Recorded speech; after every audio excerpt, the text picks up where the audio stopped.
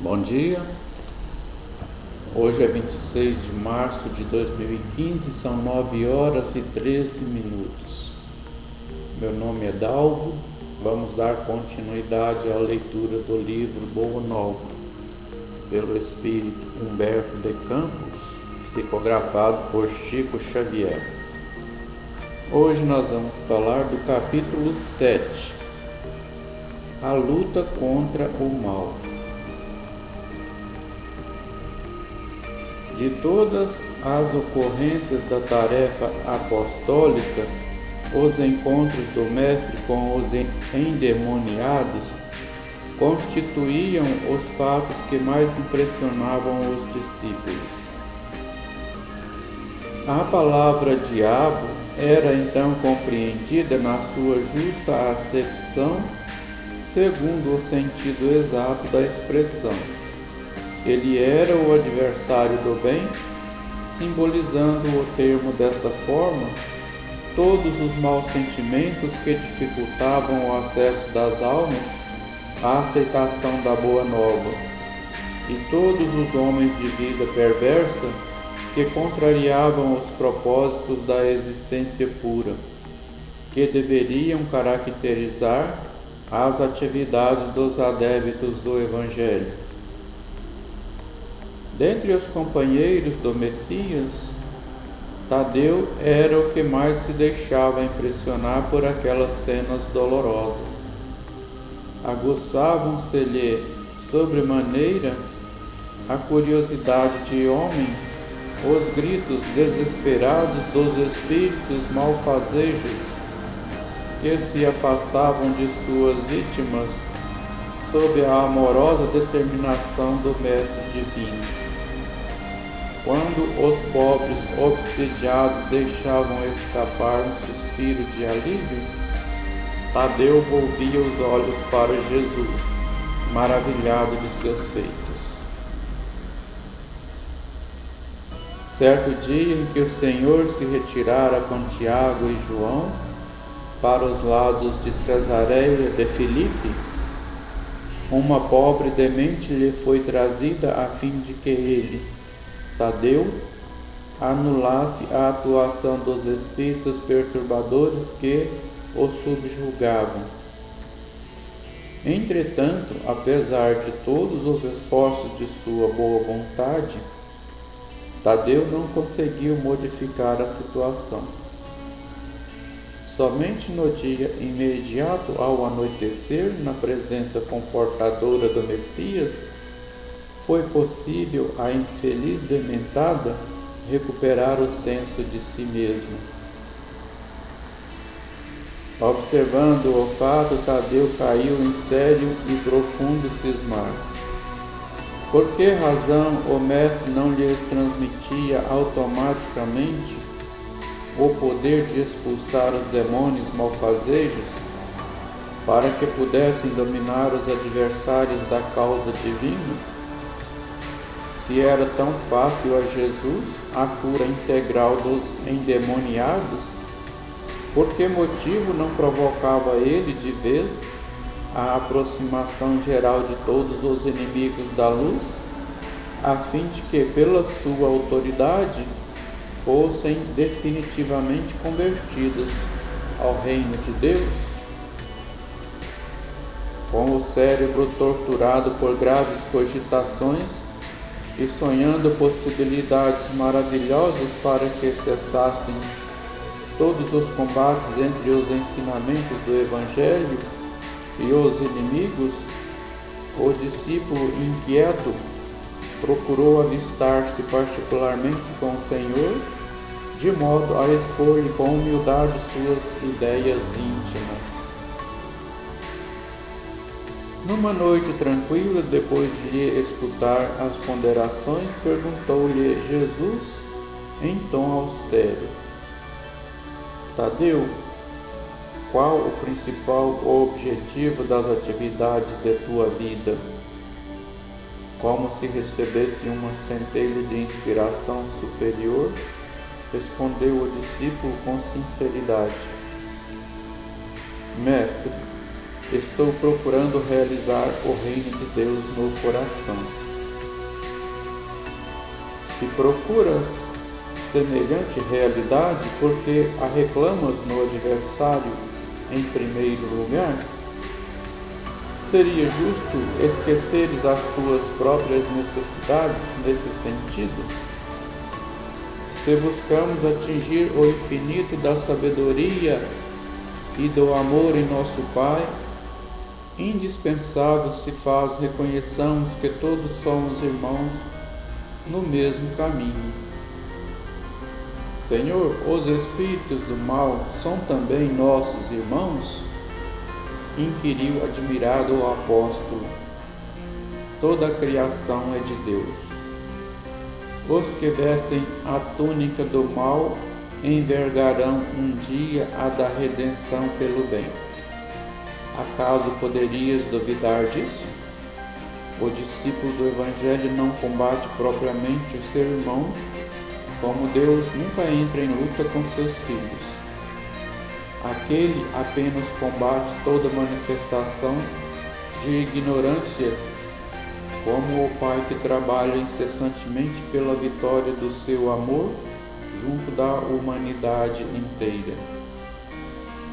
No entanto, não seria justo, ajuntou o discípulo, com certa convicção, convocarmos todos os gênios malfazejos para que se convertessem à verdade dos céus? O mestre, sem se surpreender com essa observação, disse: por que motivo não procede Deus assim? Porventura teríamos nós uma substância de amor mais sublime e mais forte que a do seu coração paternal? Tadeu, jamais olvidemos o bom combate.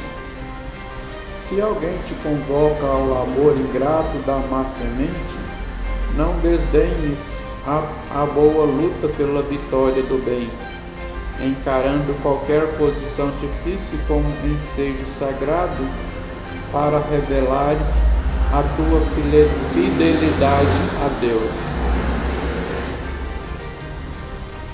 Abraça sempre o teu irmão. Se o adversário do reino te provoca ao esclarecimento de toda a verdade, não desprezes a hora de trabalhar pelo triunfo da luz, mas segue o teu caminho no mundo atento aos teus próprios deveres, pois não nos consta que Deus abandonasse as suas atividades divinas para impor a renovação moral dos filhos ingratos que se rebelaram na sua casa. Se o mundo parece povoar-se de sombras, é preciso reconhecer que as leis de Deus são sempre as mesmas, em todas as latitudes da vida.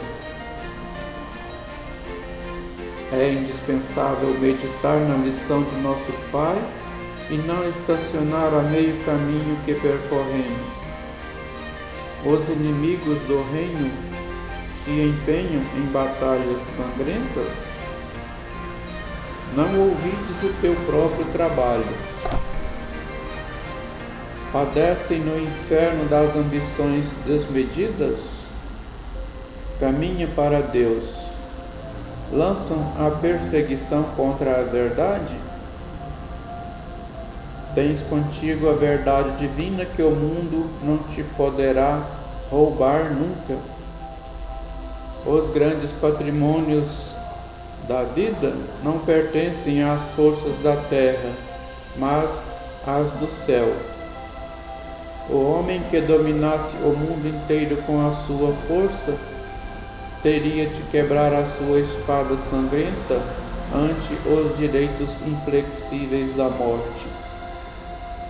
E além desta vida, ninguém te perguntará pelas obrigações que tocam a Deus, mas unicamente pelo mundo interior que te pertence a ti mesmo, sob as vistas amoráveis de nosso Pai. Que diríamos de um rei justo e sábio que perguntasse a um só de seus súditos pela justiça e pela sabedoria do reino inteiro? Entretanto, é natural que o súdito seja inquirido acerca dos trabalhos que lhe foram confiados, no plano geral, sendo também justo se lhe pergunte pelo que foi feito de seus pais, de sua companheira, de seus filhos e irmãos. Andas assim tão esquecido desses problemas fáceis e singelos? Aceita a tua luta, sempre que fores julgado digno dela, e não te esqueças, em todas as circunstâncias, de que construir é sempre melhor. Tadeu contemplou o mestre tomado de profunda admiração. Seus esclarecimentos lhe caíam no espírito como gotas imensas de uma nova luz. Senhor, disse ele, vossos raciocínios me iluminam o coração, mas terei errado externando meus sentimentos de piedade pelos espíritos malfazejos? Não devemos então convocá-los ao bom caminho? Toda intenção excelente, redarguiu Jesus, será levada em justa conta no céu, mas precisamos compreender que não se deve tentar a Deus. Tenho aceitado a luta como o Pai me envia e tenho esclarecido que a cada dia basta o seu trabalho. Nunca reuni o colégio dos meus companheiros para provocar as manifestações dos que se comprazem na treva. Reuni-os em todas as circunstâncias e oportunidades, suplicando para o nosso esforço a inspiração sagrada do Todo-Poderoso. O adversário é sempre um necessitado que comparece ao banquete das nossas alegrias, e por isso, embora não o tenha convocado, convidando somente os aflitos, os simples e os de boa vontade, nunca lhe fechei as portas do coração, encarando a sua vinda como uma oportunidade de trabalho que Deus nos julga dignos. O apóstolo humilde sorriu, saciado em sua fome de conhecimento, porém acrescentou, preocupado com a impossibilidade em que se via de atender eficazmente à vítima que o procurara. Senhor, vossas palavras são sempre sábias. Entretanto, de que necessitarei para afastar as entidades da sombra, quando o seu império se estabeleça nas almas? Voltamos assim ao início das nossas explicações, retrucou Jesus, pois para isso necessitas da edificação do reino no âmago do teu espírito, sendo este o objetivo de tua vida. Só a luz do amor divino é bastante forte para converter uma alma à verdade. Já vistes algum contendor da terra convencer-se sinceramente tão só pela força das palavras do mundo? As dissertações filosóficas não constituem toda a realização. Elas podem ser um recurso fácil da indiferença ou uma túnica brilhante acobertando penosas necessidades. O reino de Deus, porém, é a edificação divina da luz, e a luz ilumina, dispersando os longos discursos. Capacita-te de que ninguém pode dar a outrem aquilo que ainda não possua no coração. Vai, trabalha sem cessar pela tua grande vitória. Zela por ti e ama a teu próximo, sem olvidares que Deus cuida de todos. Tadeu aguardou os esclarecimentos de Jesus para retirar de sua substância o mais elevado proveito no futuro. no dia seguinte, desejando destacar perante a comunidade dos seus seguidores a necessidade de cada qual se atirar ao esforço silencioso pela sua própria edificação evangélica, o mestre esclareceu com seus apólogos singelos, como se encontra dentro da narrativa de Lucas. Quando o espírito imundo sai do homem, anda por lugares áridos procurando e não o achando, diz: voltarei para a casa donde saí, e ao chegar acha varrida e adornada. Depois vai e leva consigo mais 7 espíritos piores do que ele, que ali entram e habitam, e o último estado daquele homem fica sendo pior do que o primeiro. Então todos os ouvintes das pregações do lago compreenderam que não bastava ensinar o caminho da verdade e do bem aos espíritos perturbados e malfazejos, que indispensável era edificar-se cada um a fortaleza luminosa e sagrada do reino de Deus dentro de si mesmo. Amém.